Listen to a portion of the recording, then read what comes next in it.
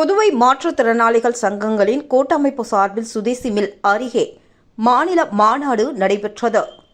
மாற்றுத்திறனாளிகள் மறுவாழ்வு இயக்க மாநில பொதுச் செயலாளர் சண்முகம் தலைமை தாங்க ஒருங்கிணைப்பாளர் சூடாமணி வரவேற்க மாநில தலைவர் கார்த்திகேயன், உறுப்பினர் ஜோசப் அந்தோணி, சமூக மேம்பாட்டு சங்க தலைவர் ஜான் பீட்டர் உள்ளிட்டோர் பேசினார்.